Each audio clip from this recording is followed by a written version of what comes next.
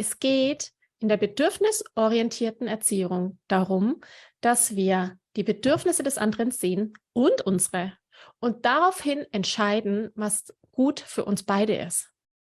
Und wenn diese Entscheidungen für dich gut sind, wenn du dich gut damit fühlst, wenn mit dieser bewussten Entscheidung deine Werte transportiert werden oder eben deine Haltung deutlich zu sehen ist, nämlich ich will, dass es uns gut geht, ich will, dass wir einen entspannten Alltag haben, ich will, dass wir beide uns gesund entwickeln, ist da alles okay.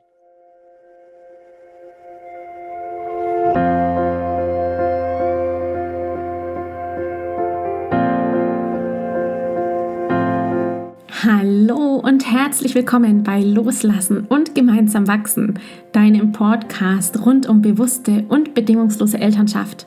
Mein Name ist Manuela Festel, ich bin Mama, Mutmacherin und vor allem Mentorin für achtsame Kommunikation und gewaltfreie Konfliktlösung mit Kindern. Und genau darum geht es auch hier in diesem Podcast.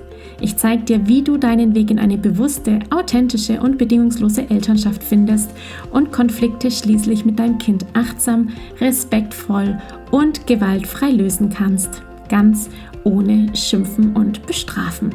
Bist du bereit? Na, dann lass uns loslegen. Hallo und herzlich willkommen. Schön, dass du da bist hier in Loslassen und gemeinsam wachsen. Ich freue mich, dass du heute wieder mit dabei bist zu einer, wie ich finde, ziemlich wichtigen Folge, um Klarheit zu schaffen. Es ist noch gar nicht so lange her, da habe ich einen ziemlich erbosten Kommentar einer Frau auf einen meiner Social-Media-Posts erhalten, die meine Arbeit kritisierte. Sie meinte, das, was ich da sage und tue, würde dazu führen, dass die Kinder keine Grenzen mehr hätten. Dieser ganze laissez-faire Erziehungsstil wäre ein riesengroßes Drama. Dabei hat sie eine wichtige Sache nicht erkannt, nämlich, dass es bei mir ganz und gar nicht um laissez-faire geht und Bindungsorientierung, Bedürfnisorientierung, achtsame, authentische, liebevolle und würdevolle Erziehung alles andere ist als laissez-faire. In dieser Podcast-Episode möchte ich an dieser Stelle etwas Licht ins Dunkle bringen, denn genau diese Sorge, nämlich von der Bindungsorientierung ins laissez-faire abzurutschen, in Anführungszeichen, hat mir auch mal eine Teilnehmerin aus Gemeinsam wachsen, meinem Mentoring-Programm gestellt.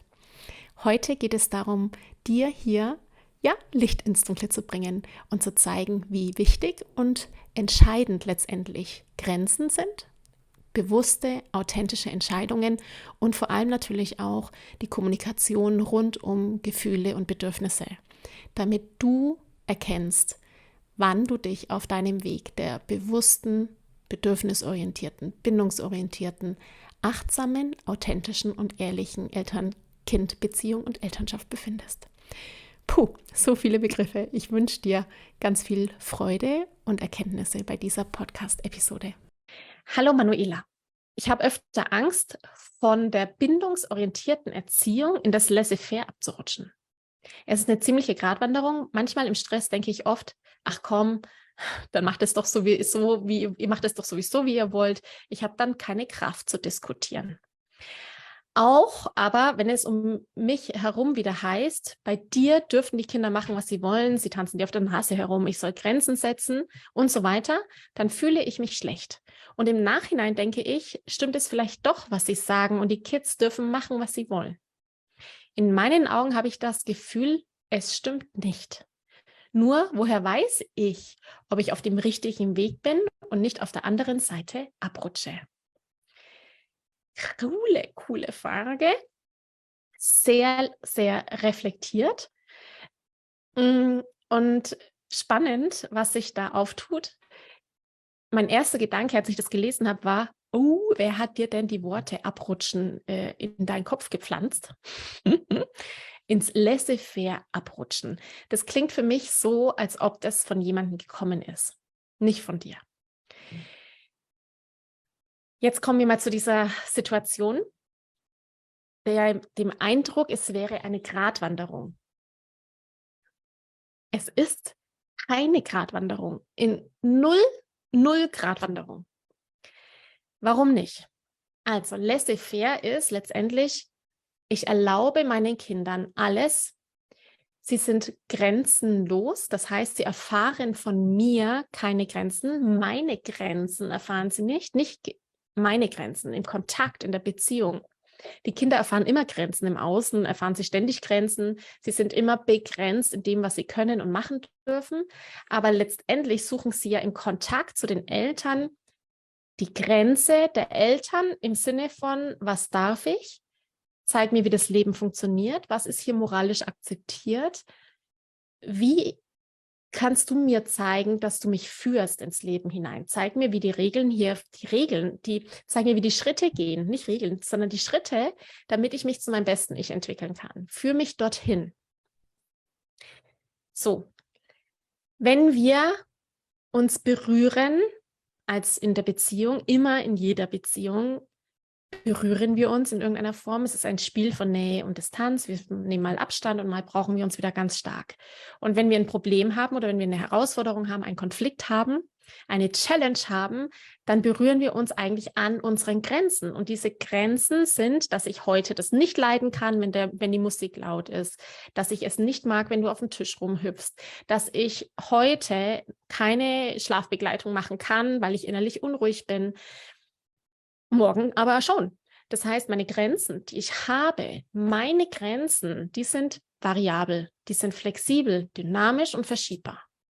Das heißt, es gibt Momente in unserem Sein mit dem Kind, wo wir merken, ich habe gerade keine Kraft zu diskutieren.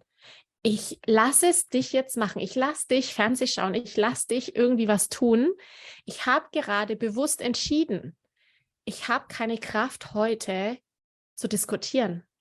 Und ich habe bewusst entschieden, ich lasse dich dieses tun, was du tun möchtest, was auch immer es gerade ist in diesem Beispiel. Und es ist okay für mich. Es ist fein. Wenn das auch für das Kind fein ist, diese Entscheidung von dir, diese Freigabe von dir, berührt ihr euch in dem Moment nicht mehr an irgendwelchen Grenzen, sondern ihr seid im Rahmen der Problemeigentümerschaft im Bereich der völligen Annahme. Dir geht's gut damit mit dieser Entscheidung und deinem Kind geht's gut.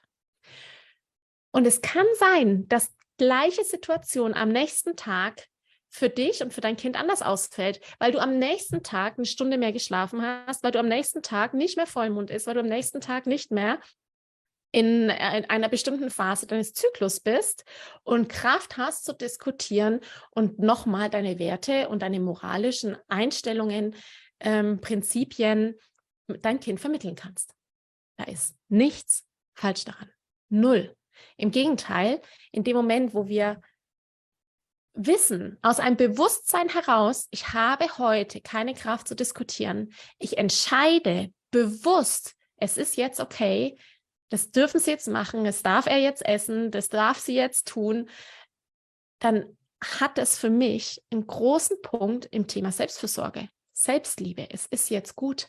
Ich muss jetzt nicht auf irgendwelchen imaginären Grenzen und Regeln herumreiten und sagen, gestern habe ich es gemacht und deswegen muss ich es heute auch wieder machen, sondern ich bin ganz in mir gekehrt. Ich bin ganz klar darüber, was ich jetzt möchte und was nicht. Wenn jemand zu dir sagt, bei dir dürfen die Kinder machen, was sie wollen, sie tanzen dir auf der Nase herum, ich soll Grenzen setzen, bitte ich dich, dass du denjenigen, der dir das sagt, ein konkretes Beispiel nennen soll. Ein konkretes Beispiel, wo der andere das wahrnimmt. Denn anhand dieses Beispiels kannst du erklären, warum das für dich kein Problem ist. Warum es für dich kein Problem ist, dass dein Kind heute Gummibärchen isst oder morgen zu einem Freund geht oder 2 Stunden lang vom Tablet irgendwelche Computerspiele spielt. Was weiß ich?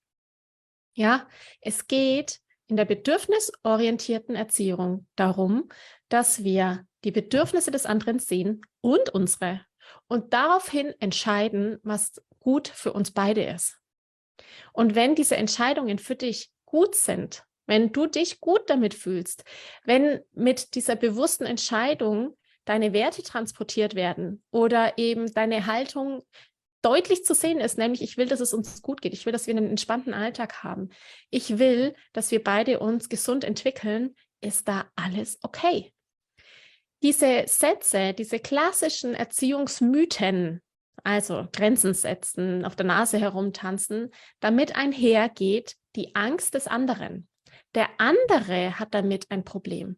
Und da ist es herauszufinden, warum geht es dem anderen mit dieser Situation nicht gut? Wovor hat der andere Angst? Welche Zukunftsszenarien bildet sich der andere? Sind die wahr? Stimmt das, was der denkt? Trifft das zu? Wird das jemals eintreffen? Und da braucht es das Gespräch mit demjenigen, der dir diesen Vorwurf hinknallt. Das ist ein Vorwurf und die Vorwürfe, die machen natürlich was mit uns. Schönes Beispiel, um selbst zu spüren, was ein Vorwurf mit einem macht. Ich hoffe, das war hilfreich für dich. Melde dich gerne nochmal dazu, was so rausgekommen ist und was sich vielleicht sogar aus dem Gespräch mit demjenigen, der dir den Vorwurf gemacht hat, so ergeben hat. Ich danke dir von ganzem Herzen, dass du dir heute Zeit genommen hast, diese Podcast-Folge anzuhören. Wenn du noch mehr Impulse, Ideen oder Inspirationen auf deinem ganz persönlichen Weg zur bewussten und bedingungslosen Elternschaft suchst, dann abonniere unbedingt meinen Newsletter oder du folgst mir auf Instagram, Facebook oder Telegram. Eine Frage, die ich außerdem immer wieder bekomme, ist: Manuela, was kann ich machen, konkret, damit mein Kind selbstständig und unabhängig wird? Hier lade ich dich herzlich ein, auf meiner Seite sprachzeichen.de/mit-kindern-sprechen vorbeizuschauen, denn hier findest du meine Vorträge, meine Masterclasses zu unterschiedlichen spezifischen Einzelthemen. Eine davon ist: Ich kann das, wie dein Kind selbstständig und unabhängig wird. In diesem Vortrag geht es vor allem um die 4 Kernbausteine, die Eltern ihren Kindern mitgeben können, damit diese frei werden, sich eigenständig und unabhängig entfalten können, nämlich emotionale Sicherheit, Freiheit, Vertrauen und Authentizität. Wenn dich also diese Fragen quälen, wie kann ich mein Kind unterstützen, Lösungen zu finden, wenn es alleine draußen unterwegs ist, dass es gut alleine zurechtkommt? Wie fördere ich die Selbstständigkeit bei meinem Kind? Wie kann ich Verantwortungsbewusstsein meines Kindes schulen? Und ja, welche Rolle spielt dabei auch das große Thema Vertrauen? Dann schau doch hier unbedingt mal vorbei. Ich kann das, wie dein Kind selbstständig und unabhängig wird, ist mein Vortrag, meine Masterclass, die du 12 Monate zur Verfügung hast, alle Folien downloaden kannst und außerdem ein Gutschein bekommst in der Höhe von 97 € der Masterclass, die du dann innerhalb der nächsten 6 Monate für ein Einzelcoaching oder natürlich auch für mein Gruppenprogramm Gemeinsam wachsen anrechnen lassen kannst. Wenn auch du mal eine Frage stellen möchtest, dann komm am besten auf meine Warteliste von Gemeinsam wachsen, meinem 12-wöchigen Mentoring-Programm von der Wut zu Respekt und liebevollen Eltern-Kind-Kommunikation. Das findest du unter sprachzeichen.de/gemeinsam-wachsen-Warteliste. Wenn dir die Folge gefallen hat, freue ich mich natürlich riesig über einen Kommentar und natürlich, wenn du die Folge bei deinen Freunden und Freundinnen teilst und meinen Podcast abonnierst. Jetzt wünsche ich dir aber alles Gute. Wir hören uns sicherlich bald. Viele liebe Grüße. Ciao, ciao.